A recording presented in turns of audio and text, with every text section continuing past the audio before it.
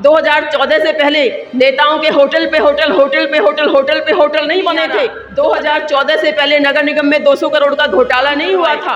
2014 से पहले शहर इतना गंदा नहीं हुआ करता था। 2014 से पहले इतनी महंगाई नहीं हुआ करती थी। 2014 से पहले इतना भ्रष्टाचार नहीं था। 2014 से पहले इतनी बेरोजगारी नहीं थी। पहले तो मूलचंद शर्मा जी को मैं ये बताना चाहती हूँ कि ये सर्टिफिकेट आप खुद नहीं लेंगे, ये जनता सर्टिफिकेट देगी कि 2014 तक क्या काम हुए और 2014 के बाद आपने क्या काम करवाए। आप देख रहे हैं एटीएन न्यूज। नमस्कार, एटीएन न्यूज हरपल आपके साथ मैं एस राठौर आप सभी का स्वागत करता हूं। दर्शकों, आज देख रहे हैं जिन्हें आप सभी जानते होंगे और जो नहीं जानते तो मैं बता दूं, शारदा राठौर हैं। बल्लभगढ़ विधानसभा क्षेत्र से 2 बार विधायक रही हैं। सन 1994 में पहली बार ओल्ड फैदाबाद से पार्षद बनी और कांग्रेस पार्टी से संबंधित हैं और मुख्य संसदीय सचिव भी रही हैं।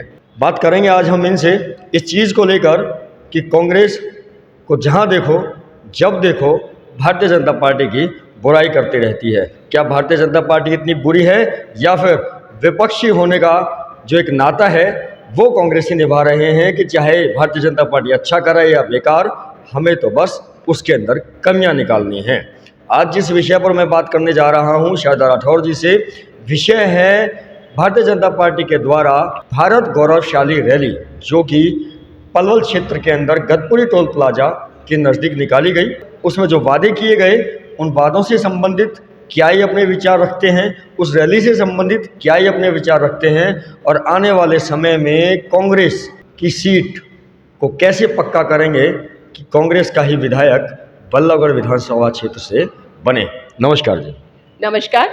मैं सबसे पहले तो ये कहना चाहूँगी कि ये जो गौरवशाली रैली ये लोग आयोजन कर रहे हैं जगह जगह, ये किस बात का गौरव कर रहे हैं? इनके 9 साल तो पूरी तरह बदहाल गए हैं। जनता से पूछें कि किस बात का गौरव इनको हो रहा है। जनता को ये महंगाई कम नहीं कर पाए, इस बात का इनको गौरव है।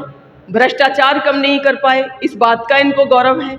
ये रोजगार नहीं दे पाए, इस बात का इनको गौरव है। 2014 में 2019 में इन्होंने जो वायदे किए थे उन वायदों को पूरा नहीं कर पाए, इस बात का इनको गौरव है। क्या नोटबंदी के दौरान जो लोगों को मृत्यु भी देखनी पड़ी, जो लोगों के काम धंधे चौपट हुए, जीएसटी से जो लोगों के व्यवसाय पे फर्क पड़ा, इस बात का इनको गौरव है। किसान 1.25 साल पड़े रहे बॉर्डर पर, इतने किसान मर गए, इस बात का इनको गौरव है। अपराध कम नहीं हो रहा है, इस बात का इनको गौरव है। किसानों की एमएसपी नहीं मिली, इस बात का इनको गौरव है। कर्मचारी आज सड़कों पर हैं, इस बात का इनको गौरव है।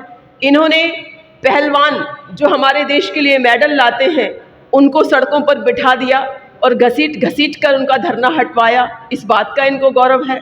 ये पानी नहीं दे पा रहे हैं पीने का, इस बात का इनको गौरव है। ये सफाई नहीं कर पा रहे हैं, इस बात का इनको गौरव है। स्मार्ट सिटी के नाम पर इन्होंने पूरे शहर में गंदगी फैलाई है। रुके हुए जो काम थे आज तक रुके हुए हैं वो पूरे नहीं हुए हैं, इस बात का इनको गौरव है। या इस बात का इनको गौरव है कि पूरे लोकसभा क्षेत्र की रैली हुई और एक विधानसभा क्षेत्र के लायक भी भीड़ नहीं जुटा पाए, इस बात का इनको गौरव है। और मुख्यमंत्री जी जो बड़े बड़े झूठ बोल कर गए, क्या इस बात का इनको गौरव? कौन सा झूठ? सबसे बड़ा झूठ तो मुख्यमंत्री जी ने मेट्रो के बारे में बोला है कि हम पलवल तक मेट्रो ले जाएंगे। जनता ने आपको 9 साल दिए, 9 साल में आपने मेट्रो पर क्या काम किया? आपने कहा हम गुड़गांव पर लेकर जाएंगे। आज मुझे उस पर जवाब चाहिए ना कि 9 साल में गुड़गांव मेट्रो के लिए क्या आपने एक खंबा भी खड़ा किया? और मैं दावे के साथ कह सकती हूँ कि पलवल मेट्रो की जो बात कर रहे हैं, ये लोकसभा विधानसभा चुनाव आने तक एक खंबा भी खड़ा नहीं कर पाएंगे। इस बात के लिए मैं शर्त लगा सकती हूँ, जो भी लगाना चाहे वो मुझसे लगा ले। तो ये कोरी झूठ है, इनकी जो वायदे हैं, इनकी जो घोषणाएं हैं, और इन घोषणाओं का जनता पर कोई फर्क नहीं पड़ने वाला है। ये जेवर एयरपोर्ट की बात करते हैं, भाई जेवर एयरपोर्ट के खट्टर जी आप लेकर आए हो। जेवर एयरपोर्ट से आप सड़क की बात करते हो कि हमने यातायात हम सुगम बना रहे हैं जेवर एयरपोर्ट तक। हमें जेवर एयरपोर्ट नहीं जाना है, हमें फरीदाबाद जिले में एक जगह से दूसरी जगह जाना है, वो हमारे रास्ते सुगम कर दीजिए। उन पे जो इतने गड्ढे हुए पड़े हैं, उन गड्ढों को आप खत्म कर दीजिए। तो हम तो आपसे अपने जिले की बात कर रहे हैं, अपने लोकसभा क्षेत्र की बात कर रहे हैं। खट्टर जी, हमें ये बताइए कि हमारी कॉलोनियों में मीठा पानी कब मिलेगा? नहर पार की बात कर लें, या ओल्ड फरीदाबाद जो ओल्ड सिटी है हमारा पुराना, उसकी हम बात कर लें। सीवर ब्लॉक हुए पड़े हैं, बहुत सी जगहों पर सीवर लाइन नहीं है, अनऑथराइज्ड कॉलोनियाँ बसी पड़ी हैं, लोगों के धक्के खाने पड़ रहे हैं प्रॉपर्टी आईडी ठीक करवाने में, फैमिली आईडी ठीक करवाने में। उन चीज़ों को आप ठीक कर लें, तब आप गौरवशाली यात्राएं निकालें और गौरवशाली रैलियां करें। पंडित मूलचंद शर्मा जो एक विधायक हैं बल्लभगढ़ क्षेत्र से, पानी भरा रहता था, गलियों में झोड़ हुआ करते थे, ऐसा उनका कहना है। पहले तो मूलचंद शर्मा जी को मैं ये बताना चाहती हूँ कि ये सर्टिफिकेट आप खुद नहीं लेंगे, ये जनता सर्टिफिकेट देगी कि 2014 तक क्या काम हुए और 2014 के बाद आपने क्या काम करवाए। 2014 से पहले शहर इतना गंदा नहीं हुआ करता था, 2014 से पहले इतनी महंगाई नहीं हुआ करती थी, 2014 से पहले इतना भ्रष्टाचार नहीं था, 2014 से पहले इतनी बेरोजगारी नहीं थी, 2014 से पहले हमने कामों को इतना लंबा नहीं खींचा। ये 9 साल हो गए इस नाले को बनते बनते, मोहना रोड के नाले को, ये बीरबल की खिचड़ी बन गया है जो पकने में नहीं आ रहा। 2014 से पहले नगर निगम में 200 करोड़ का घोटाला नहीं हुआ था। 2014 से पहले नेताओं के होटल पे होटल, होटल पे होटल, होटल पे होटल नहीं बने थे। 2014 से पहले ये शराब घोटाला है, चाहे वो माइनिंग घोटाला है, चाहे वो रजिस्ट्री घोटाला है, चाहे वो नगर निगम का घोटाला है, चाहे वो पेपर लीक घोटाला है, ये इतने घोटाले 2014 से पहले नहीं हुए थे। इतनी जो बुरी सड़कें बनी हैं, सड़कें बनती बाद में है, टूटती पहले हैं, ये 2014 से पहले नहीं होता था। हमने जो सड़कें बनवाई, हमने बुनियादी काम किए, वो सड़कें आज तक नहीं टूटी। आज भी गलियों में हमारी बिछाई हुई टाइलें हैं, हमारी बिछाई हुई सीमेंटेड सड़कें हैं, उनको कोई नुकसान नहीं हुआ। लेकिन आपने जो जो काम करवाए वो काम बुरी तरह विफल हुए हैं, उनमें घटिया सब स्टैंडर्ड मटेरियल डाला गया है और आपको ये सर्टिफिकेट जनता देगी, ना कि आप स्वयं सर्टिफिकेट लेंगे। पहले तो बताइए 200 करोड़ का जो घोटाला हुआ है उसमें से 90% घोटाला बल्लभगढ़ में क्यों हुआ है? और क्या 200 करोड़ में से 2 रुपए की भी रिकवरी हुई है? ये किसकी नाप के नीचे घोटाला हुआ? मूलचंद शर्मा जी यहाँ कैबिनेट मंत्री हैं, वो मुझे बताएं, क्या आपकी जिम्मेदारी नहीं बनती? आपके हल्के में घोटाला हुआ है, माइनिंग घोटाला हुआ, आप मंत्री हैं, क्या आपने त्यागपत्र दिया? क्या आपकी जिम्मेदारी नहीं बनती? 200 करोड़ के घोटाले में इतने हल्के केस बना दिए, जो भी अंदर गए उन सबको जमानत मिल गई। और मुझे नहीं पता कि इनकी सरकार में तो कुछ होना नहीं है, शायद आने वाली सरकार ही कुछ इलाज कर पाएगी। तो मैं ये सच है कि जो काम 2014 में हुए वो उसके बाद नहीं हुए। और मूलचंद शर्मा जी स्वयंभू अपने प्रशंसक ना बने, इस बात का फैसला जनता जनार्दन करेगी। अगर हम आपकी बात को मान लेते हैं कि जो आप कह रहे हैं वो सब कुछ सही है, 2014 से पहले बहुत कुछ बेहतर था, पर आज वो उस महीने में बेहतर नहीं है, चाहे साफ़ सफाई की व्यवस्था हो या महंगाई की बात हो या बेरोज़गारी की बात हो। अगर ऐसा था तो 2019 में दोबारा से बल्लभगढ़ की जनता ने क्यों चुना विधायकों ने?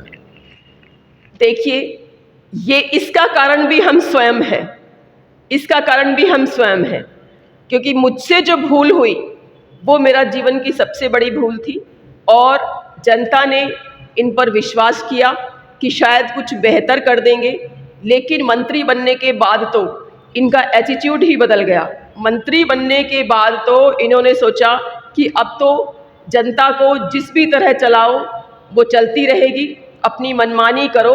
आज 2-2 मंत्री घूम रहे हैं और जनता को टॉफ़ी लेकर दिए जा रहे हैं, गोली दिए जा रहे हैं, लेकिन जनता इनकी टॉफ़ी गोली चूसने वाली नहीं है। अब जनता इनसे हिसाब मांगेगी। जब लोकसभा विधानसभा का चुनाव आएगा तो जनता इन तय करेगी कि क्या काम इन्होंने किए हैं और क्या काम इन्होंने नहीं किए हैं। मेरे सामने आप देख लीजिए, यहाँ पर जगह जगह कूड़े कचरे के ढेर लगे होते हैं। जिस गौरक्षा की बात भाजपा वाले करते हैं वही गौधन यहाँ पॉलीथीन खाता हुआ नजर आएगा, वही नंदी बाबा लड़ते झगड़ते नजर आएंगे कूड़े कचरे के ढेर खाने के लिए। दोस्तों, एक बात तो है, ये बिल्कुल एक मन को छूने वाली बात है। जिस गौ माता का नाम लेकर भारतीय जनता पार्टी ये कहती है कि हमने गौ से संबंधित, गौ की रक्षा से संबंधित कई नियम कायदे कानून भी बनाए हैं, पुलिस को कई शक्तियाँ ज़्यादा भी दी हैं ताकि गौ की सेवा सुरक्षा हो सके। वहीं मैं आपको बता दूं कि बल्लभगढ़ विधानसभा क्षेत्र के अंदर गौ की स्थिति क्या है वो आप सभी के सामने है। और बीजेपी की गौ की रक्षा के प्रति जो भावना है वो साफ तौर पर नकली नज़र आ रही है। मतलब कुछ हो नहीं रहा है गौ के लिए।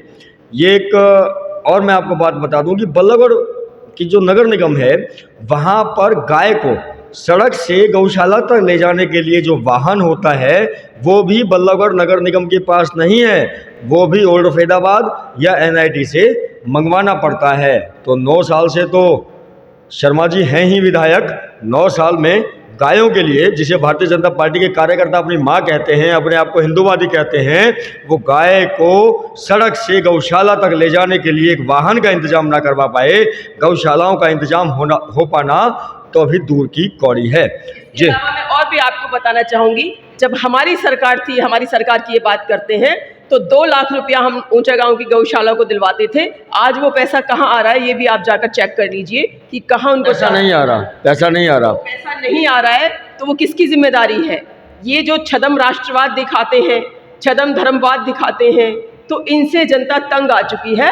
अब जनता जो असली मुद्दे हैं, जनता के अपने मुद्दे, रोटी कपड़ा मकान, शिक्षा, स्वास्थ्य, महंगाई, यहाँ लोगों के मूलभूत सुविधाएं, जनता उन मुद्दों की मांग कर रही है। जनता उन मुद्दों पे अपने नेता को परखना चाहती है, उन मुद्दों से डिमांड करना चाहती है। जब वो मुद्दे ही पूरे नहीं होंगे तो बार बार आप छदम राष्ट्रवाद के नाम पे, छदम धर्मवाद के नाम पे सरकार नहीं बना पाओगे, आप नहीं जीत पाओगे। तो तैयारी पूरी है इस बार आप? ये बिल्कुल कांग्रेस पार्टी चुनाव लड़ेगी, डट के लड़ेगी और कांग्रेस पार्टी जीतेगी। हरियाणा में हमारी कांग्रेस पार्टी की सरकार बनेगी, इसमें कोई दो राय नहीं है। तो दर्शकों, मिलता हूं दोबारा अन्य किसी खास शख्सियत के साथ, अन्य किसी खास मुद्दे के साथ। आप देख रहे थे SS राठौर को ATN न्यूज़ के माध्यम से। नमस्कार।